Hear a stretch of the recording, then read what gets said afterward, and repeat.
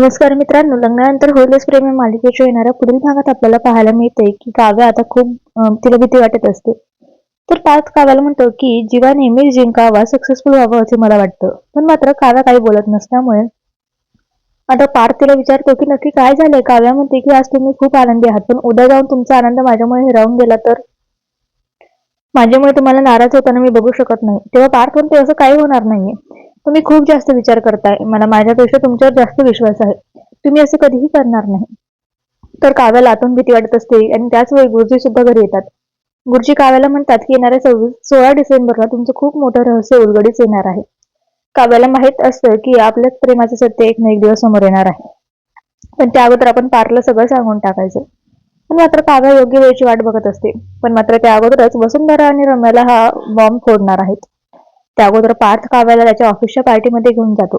तर ऑफिस पार्टीमध्ये ते दोघेही रोमॅन्टिक डान्स करतात. काव्याच्या वागण्यावरून पार्थला हे रिअलाइज झालेलं असतं की काव्या सुद्धा आपल्या प्रेमात पडली आहे. पण मात्र पुढच्या 2 दिवसातच काव्याच्या अफेअर बद्दल आता पार्थ समोर येणार आहे. आणि काव्याचा बॉयफ्रेंड दुसरा तिसरा कोण नसून जीवाच आहे हे देखील सगळ्यांना समजणार आहे. त्यामुळे मित्रांनो, आता पार्थ काय रिॲक्ट करेल, काय म्हणेल हे सगळंच पाहणं रंजक असणार आहे.